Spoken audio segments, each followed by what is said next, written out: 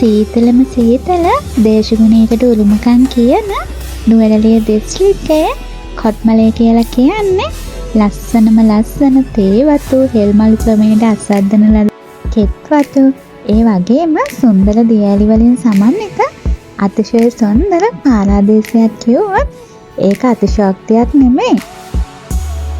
සාමකාමී සරල ජීවන රටාවකට උරුමකම් කීව කොත්මලේ වාසීන්ට අවුරුද්දේ මාස 9ක්ම වහින වැස්ස අලුමයක් නම් නෙමෙයි.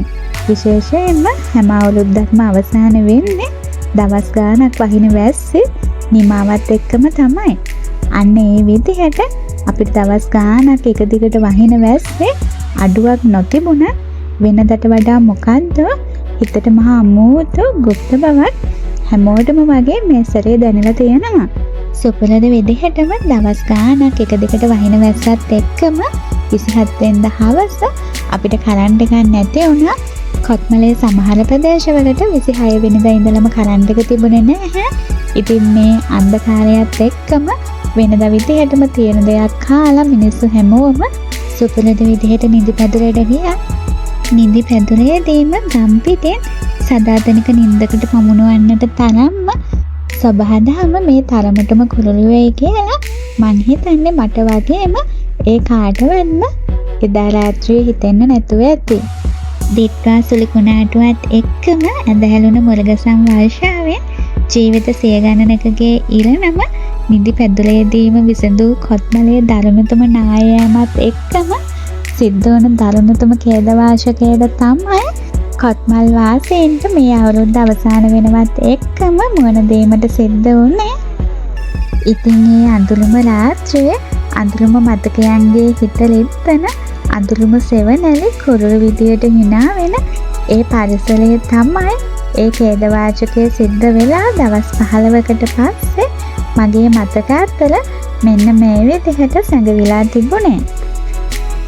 ඔයාලා මේ දකින්නේ තවලන්තැන්න තලවකැලේ ප්‍රධාන මාර්ගයේ සල්ගස් හන්දියෙන් හැරිලා චොයිසි පාර දිගේ ඉදිරියට ගියාම පළවෙනි බිංගේ ආසන්නයේ සිදු වූ නායෑමෙන් සිද්ධ වෙලා තියෙන විනාශය තමයි ඔයාලා දැක්කේ. චොයිසි ප්‍රදේශයේ විශාලතම නායෑම සිද්ධ වුණේ කරුණාගල කියන ස්ථානයේ. මේ කරුණාගල කියන ස්ථානයේ ලස්සන view point එකක් තිබුණා. මුළු කොත්මලේම කොත්මලේ ජලාශයත් එක්කම ගොඩාක් ලස්සනට එතෙන්දි දැක ගන්න පුළුවන් වුණා. මීට මාස 3කට කලින් එතනදී මම ගත්ත වීඩියෝ එකකුත් මගේ මේ channel එකේ දාලා තියෙනවා. ඔයාලා දැනටමත් මේ වීඩියෝ එක බලලා නැත්නම් ඒ වීඩියෝ එකත් බලන්න. ඔයාලට දැක ගන්න පුළුවන් මේ පරිසරය කොච්චර ලස්සනට තිබුණද කියලා. අර ගොඩාක් ඈතින් පේන්නේ කොත්මලේ තවත් දරුණුම විදිහට නායකගේ ස්ථාන කිහිපයක්. ඒ වගේම ඒ නායයා මේ දික්කා සුළි කුණාටුවේ බලපෑම තමයි ඔයාලා මෙන්න මේ විදිහට දකින්නේ. ඇත්තම කියනවා නම් කොත්මලේ ප්‍රදේශයේ දැනටමත් ඉතිරි වෙලා තියෙන ගොඩාරියක් ගෙවල් වල දුක්බර තත්ත්වය තමයි මේ. ඒ වගේම මම ඔයාලට කිව්වා කරුණාගල කියන ස්ථානයේ තමයි මේ ස්ථානයේ තමයි කරුණාගල view point එක තිබුණේ. ඇත්තටම දැන් නම් ගන්නම දෙයක් නැහැ. දැක්කහමත් හිතට දුක හිතෙනවා. මෙන්න මේ විදිහට තමයි කරුණාගල කියන ස්ථානයේ ඒ විශාලතම නායෑම සිද්ධ වෙලා අවසාන ප්‍රතිඵලය ඔයාලා දකින්නේ. ඇත්තටම ගොඩාක් ගෙවල් පොළොව මට්ටමටම සමතලා වෙලා තියෙනවා. ඒ වගේම කියන්න හරිම කනගාටුයි. එක ජීවිත හානියක් සිද්ධ වුණා මේ ස්ථානයේ. ඒ වගේම මේ ස්ථානයේ පිහිටලා තිබුණු ගෙවල් 5ක් මේ විදියට සුණු විසුණු වෙලා ගිහින් තියෙනවා. ඉතිරි වෙලා තියෙන හැම ගෙදරක්මත් වගේ ඔයාලා කලින් දැක්ක විදිහටම ඉරිතැලීම් පිපිලීම් ඒ වගේ ලක්ෂණත් එක්ක තමයි ඒ ගෙවල් දැනටත් ඉතිරි වෙලා තියෙන්නේ. ඇත්තම කියනවා නම් මේ කොත්මල් පුරවරේ ගොඩාක් ගම්මානවල ඛේදජනක ඉරණම මේක තමයි. අහස කළු වෙනකොට යන්තම් පින්නක් වැටෙනකොට ඇත්තටම මේ කොත්මලේ ගොඩාක් ජනතාව මේ වෙනකොට පුදුම බයකින් තමයි ජීවත් වෙන්නේ. මොකද අපිට කියන්න බෑ, අපිට තාහුරුවක් දෙන්න බෑ. ඊළඟ පස්කන්ද ඊළඟ ගල් පර්වතය කොයි වෙලාවෙ කොයි විදිහට කඩාගෙන වැටෙයිද කියන එක ගැන. වෙනදට නිල්ම නිල් පාට ජලකඳක් කුරුම කරගෙන හරි ආඩම්බරයෙන් හිටපු කොත්මලේ ජලාශය තමයි දැන් මේ විදිහට බොරම බොරපාට මඩ වතුර පුරවගෙන මිනිස් ජීවිත 100 ගණනක් මේ ජලාශය පතුලේ සංගවගෙන මෙන්න මේ විදිහට බලාගෙන ඉන්නේ. මේ තියෙන්නේ තවලන්තැන්න තලවකලේ ප්‍රධාන මාර්ගයේ පාළුවත්තක යන ස්ථානයේ. මේ මාර්ගයේ වගේම මේ වෙනකොට කොත්මලේ තියෙන ගොඩාක් ප්‍රධාන පාරවල් වගේම අතුරු පාරවල් වල ඛේදජනක එළනම මේක තමයි. ගොඩාක් පාරවල් මේ විදිහට පුපුරලා ඒ වගේම තවත් දීර්ඝ කාලයක් යනකල් නැවත යථා තත්ත්වයට පත් කරන්න බැරි ආකාරයටම සමහර පාරවල් හැදිලා ගිහිල්ලා ඒ වගේම සමහර පාරවල් වල විශාල ගිලා බැසීම් දකින්නට හම්බ වෙනවා. ඔයාලට ඉස්සරහට දැක ගන්න පුළුවන් වෙයි මීටත් වඩා කොච්චරනම් විශාල හානියක් මේ දිට්ටා සුළුකුණාටුව කොත්මලේට සිද්ධ කරලා තියෙනවද කියලා. මගේ ගෙදර කොළඹ තිබුණත් මේ සුළුකුණාටුව සිද්ධ වුණ දවස්වල ඉඳලා අද වෙනකල්ම මම තාමත් ඉන්නේ කොත්මලේ.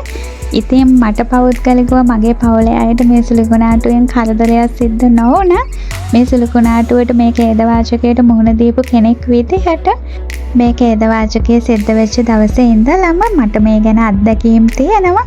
මේ පරිසරයේ මුල ඉඳලම මම දැක්කා. ඒ වගේම මේ ඛේදවාචකයෙන් පස්සේ පරිසරය දැක්කා. ඉතින් මේ ඔයාලා දකින්නේ මගේ ෆෝන් එකේ සටහන් වෙලා තිබුණු ෂෝටි වීඩියෝ ක්ලිප්ස් ටිකක මතකයන් විතරයි. ඇත්තටම කොත්මලේ ගොඩාක් පැතිවල තත්ත්වය මීටත් වඩා ඛේදජනකයි. විශේෂයෙන්ම ගොඩාක් පාරවල් මේ විදිහට හොඳටම කැඩිලා ගිහිල්ලා. ඉතින් මේ සිද්ධිය සිද්ධ වෙලා සතියකටත් වඩා කාලයක් යනකල් අපිට කරන්ට් එක තිබුණේ නැහැ. ඒ වගේම තමයි ෆෝන් වලට සිග්නල් තිබුණේ නැහැ. මුල ලෝකෙම අපිව වෙන් වෙලා ඇත්තටම අපි කොටු වෙලා වගේ තමයි හිටියේ. මොකද ගොඩක් තැන් වලට අපිට ඇක්සස් තිබුණේ නැහැ. ගොඩක් තැන් වලට අපිට යන්න විදිහක් තිබුණේ නැහැ. පාරවල් ඔක්කොම බ්ලොක් වෙලා තිබුණේ. ඇත්තටම ටික කාලයක් ගියා මේ තත්ත්වයෙන් හරි පාරවල් ටික යථා තත්ත්වයට පත් කරගන්න. ඇත්තම කියනවා නම් පිටස්තර ලෝකයේත් එක්ක වගේම මේ කොත්මලේ තියෙන ගම් අතර වුණත් අපිට සංනිවේදන සම්බන්ධතා තිබුණේ නැහැ. ඇත්තටම අපි වෙන්වෙන් වශයෙන් හොදකලා ලෝකවල තනි වෙලා තමා හිටියේ. ගොඩ දවසක් යනකල් මේ කොත්මලේ සමහර ගම්මානවලට සමහර ප්‍රදේශවලට ගොඩබිමේ යන්න කිසිම විදිහකට ඇක්සස් තිබුණේ නැහැ. පාරවල් ඔක්කොම කැඩිලා. ඇත්තටම අන්නේ අවස්ථාවේ කොත්මල් වාසීන් විදිහට අන්ත අසරණ වෙලා තිබුණ මේ මොහොතේ ගුවනින් වගේම කොත්මලේ ජලාශය හරහා බෝට්ටු වලිනුත් අත්‍යවශ්‍ය ද්‍රව්‍ය කොත්මලේ වාසීන්ට සපයලා දීලා කෙටියෙන්ම කියනවා නම් ඉතිරි වෙලා තියෙන ජීවිතවල පණකෙන්ද රැකලා දෙන්න මුළු මහත් ලෝකවාසී ජනතාවම පුදුම කැපවීමකින් පුදුම උනන්දුවකින් පුදුම උත්සාහයකින් කටයුතු කරා. ඇත්තටම කොත්මලේ ඉපදිච්ච කෙනෙක් විදිහට ලේ උරුමේ තියෙන කෙනෙක් විදිහට මම ඔයාලා සියලු දෙනාටම හිස නමා ආචාර කරනවා. ඒ සම්බන්ධයෙන් අවශ්‍යම නෙමෙයි අත්‍යවශ්‍යම වෙලාවක අපිව තනි කරන්නේ නැතුව ಜಾති ආගම් කුල මල ભેද පස කළා. ඔයාලා සියලු දෙනාම අපි වෙනුවෙන් අපිත් එක්ක හිටියා. අපිව පරිස්සම් කරා. අපිව බලාගත්තා. ත්‍රිවිල් එකක්වත් යන්න බැරි වෙන තරමටම සමහර පාරවල් කැඩිලා බිඳලා පස්කඳු ඇවිල්ලා තියෙන අවස්ථාවේ කිලෝමීටර් ගණන් කකුල් වල දියපට්ට එනකල් කකුල් රෙදෙනකල් පයින් ඇවිදලා බඩුමලු කරේ තියාගෙන දුරකතර ගෙවාගෙන ඒ සියලුම කැපකිරීම කරපු උදව් උපකාර කරපු අයාලා සියලු දෙනාටම දසදහස් සාරයක් ස්තුතියි. ඒ වගේම මේ වගේ ඛේදවාචකයට කවම කවදාවත් කිසිම කෙනෙකුට මුහුණ දෙන්න සිද්ධ නොවේවා කියලා තමයි මම හැමදාමත්ම ප්‍රාර්ථනා කරන්නේ. ඉතින් ඔයාලා මේ දකින්නේ කොත්මලේ විශාලතම දායෑමකට ලක්වෙච්ච රම්බඩ ගම ඛේදවාචකයේ එක කොටසක්. තවලන්තැන්න තලවකැලේ ප්‍රධාන මාර්ගයේ දෙපස තමයි මෙන්න මේ විදිහට ඒ නායෑමේ ප්‍රතිඵලයක් විදිහට මේසා විශාල වූ ගල් පර්වත ගොඩ ගැහිලා තියෙන්නේ. කැලණියල්ල ප්‍රදේශයෙන් ආරම්භ වෙච්ච ඒ නායෑම තමයි ඒ විශාල වූ ගල් පර්වත තමයි කිලෝමීටර් 3-4ක් විතර පල්ලෙහාට ඇදිලා ඇවිල්ලා අවසානයේදී මෙන්න මේ ස්ථානයේ මෙන්න මේ විදිහට ගොඩ ගැහිලා තියෙන්නේ. තවලන්තැන්න තලවකැලේ ප්‍රධාන මාර්ගයේ මේ ස්ථානයේ ඉස්සර තිබුණේ හරිම ලස්සනට කොළම කොළපාට අස්වද්දපු කුඹුරු යායක් තමයි. නමුත් අද වෙනකොට මෙන්න මේ විදිහට තමයි මේ ස්ථානයේ ඉරණම ලියවිලා තියෙන්නේ. ගැලණියල්ලෙන් පටන් ගත්ත රම්බඩගම ගම්මානයට මේසා විශාල විනාශයක් සිද්ධ කරපු මේ නාය යෑම මං ඔයාලට කලින් කිව්වා වගේ කිලෝමීටර් 3-4ක් විතර දිගට විහිදිලා යනවා. ඒ නාය යෑමේ අවසාන අධ්‍යයනයේ අවසාන ප්‍රතිඵලය තමයි ඔයාලා ඒ විදිහට දැක්කේ.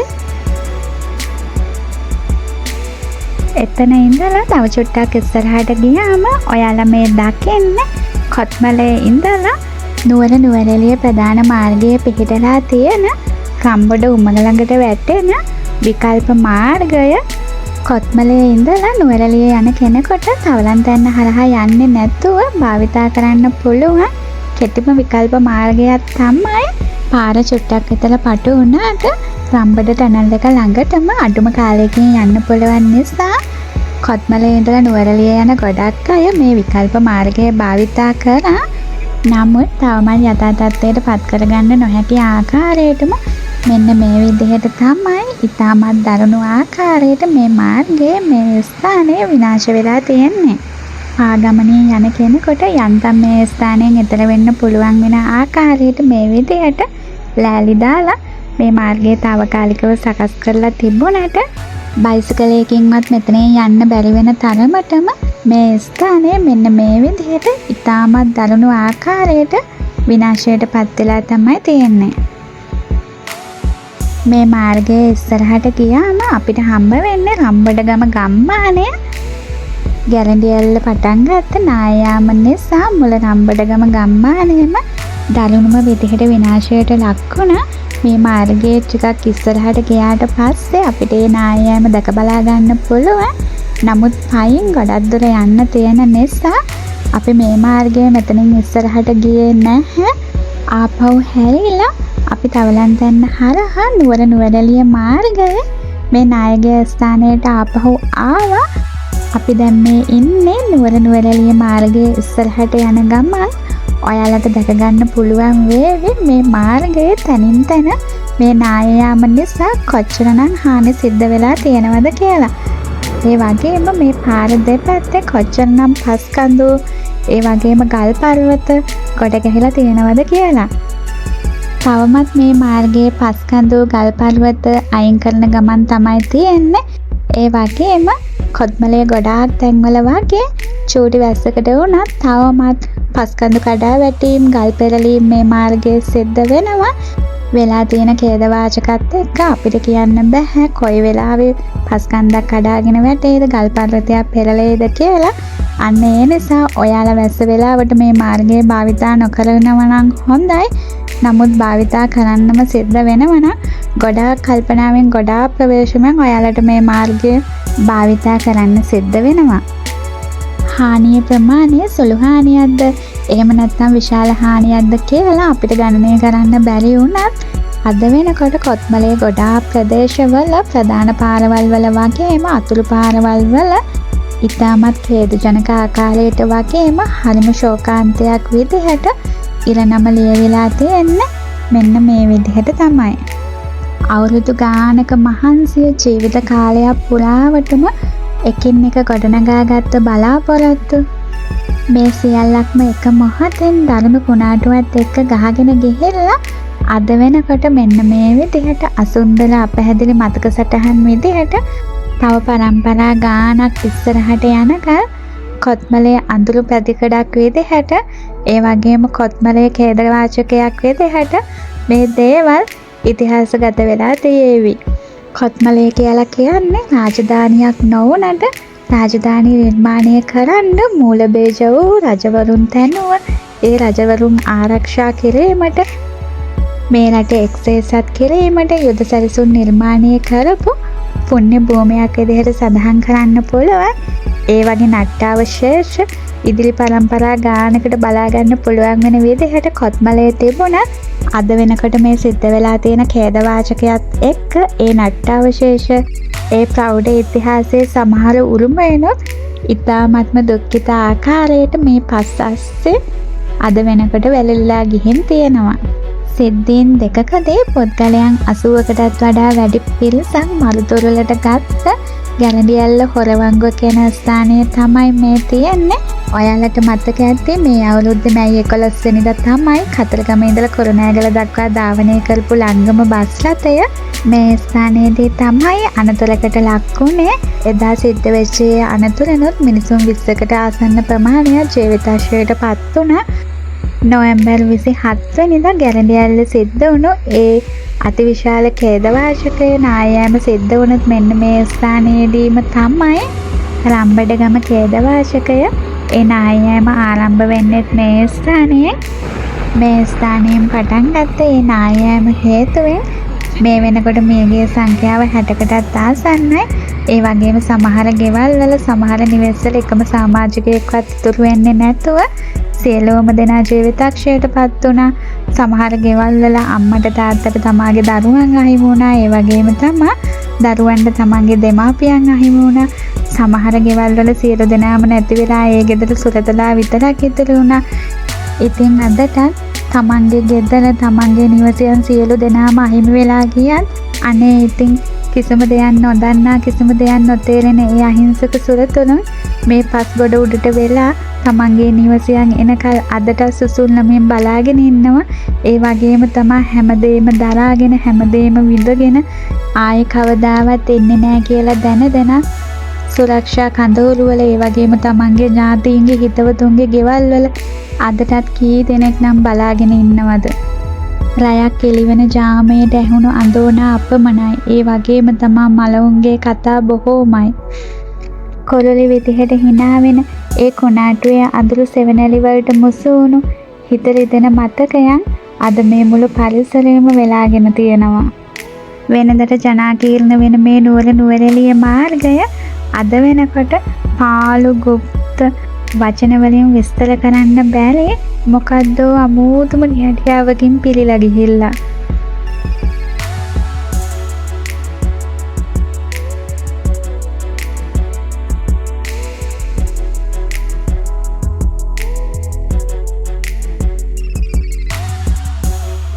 නුවරඑළිය ප්‍රධාන මාර්ගයේ දිගේ ඇවිල්ලා රම්බඩ ටනල් එකට චුට්ටක් කලින් අපි මේ දැම්මේ මම ඔයාලට කලින් කිව්ව කොත්මලේ ඉඳලා නුවරඑළිය ප්‍රධාන මාර්ගයේ රම්බඩ ටනල් එක ළඟට එන්න පුළුවන් රම්බඩගම ඒ විකල්ප මාර්ගයට. රම්බඩගම නායෑමත් එක්කම මේ මාර්ගය තවමත් ඒ ස්ථානයේ ඉඳලා ඉස්සරහට ගමන් කරන්න සුදුසු මට්ටමකට සකස් කරගෙන නැහැ. අපිට මේ මාර්ගයේ දිගේ රම්බඩගම ඒ නායකගේ ගම්මානයට යන්න පුළුවන්. ඉතින් කොත්මලේ ප්‍රදේශයේ කඳුකරයේ ඒ දලුණුතම කොණාටුවට අහු වෙලා අඩු වැඩි වශයෙන් ගොඩාක් ගම්මාන වලට හානි සිද්ධ වුණත් කොත්මලේ දරුණුතම හානිය සිද්ධ වෙච්ච ගම්මානය තමයි මේ රම්බඩගම ගම්මානය කියලා කියන්නේ. මේ නායෑමේ නිශ්චල චංචල දේපල වලට ගණනය කළ නොහැකි ආකාරයේ විශාලතම දරුණුතම හානියක් සිද්ධ වුණා. ඒ වගේම තමයි මිනිස් ජීවිත විශාල ප්‍රමාණයක් මේ පස්සට මිහිදන් වුණා. තවමත් හොයාගන්න බැරි වෙච්ච අතුරුදහන් ලේඛනය ගොඩාරියක් නම් සඳහන් වෙලා තියෙනවා.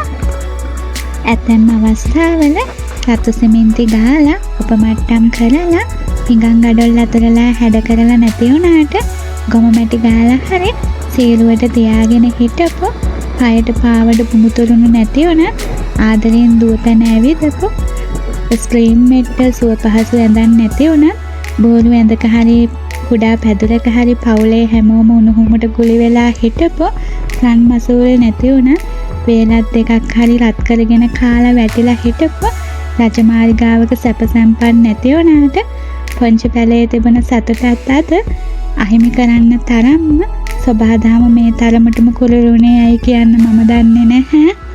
මෙන්න මේ විදිහට තමයි ඒ ධර්මතුම ඛේදවාචකයෙන් පස්සේ අද රම්බඩගම ගම්මානයේ තත්ත්වය අවසාන ගෞරවයවත් නොලබා සමුගත්ත කීයක් නම් ජීවිත මේ පස්සට යට වෙලා මිහිදන් වෙන්නේ ඇත්ද? කී දෙනෙක්ගේ දුක් අඳවනා සුසුම් මේ උඩු හුලගේ ගහගෙන ඔහේ පාවෙලා යන්නේ ඇද්ද? ඒ වගේම උරුමයක කරුමයක් හිස මත දරාගෙන කීයක් නම් ජීවිත නිදි පැදුලේදීම තම ආදරණීයන්ටවත් නොකිය අවසන් ගමන් යන්න ඇතිද? ඉතින් මේ සුන්දර භූමිය අද වෙනකොට මේ විදිහට විනාශ වෙලා ගියත් ඒ සුන්දර භූමිය සුන්දර මතකය කොහොමනම් ඉතින් අපි අමතක කරන්නද? මේ පෙනෙන ඉතාමත් විශාල ගල් පර්වත මඩ ගොහරු වලට යටින් හිත රිද්දෙන හිලි වට්ටන කඳුළු කතා ඒ වගේම සුසුම් වැල් ලිමටයි. ඉතින් කොත්මලේට මේ සුසුම් බල වැඩි කියලා මට හිතෙන්නේ. දික්වා සසර කළ මේ සුලකොනාටු අරගෙන ගියේ සමහරුන්ගේ මුළු ජීවිතයම.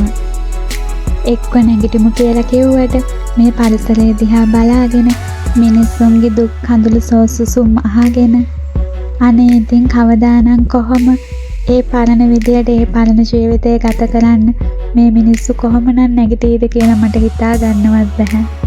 කඳු කරේ මහා විශාල ලූස්ස ගස් පිටින් ගලවගෙන ගියපු මහා විශාල ගල් පර්වත පාරවල් ලයිනේ හැමතැනම ගොඩ කරපු නිශ්චල චංචල දේපල දස දහස් ගණනින් විනාශ කරපු මේ දරුණුතම කොනාටුව මේ දරුණුතම ඛේදවාචකයක් එක්ක අනිවාර්යයෙන්ම අපි ඉස්සරහට නැගී සිටින්න ඕනේ.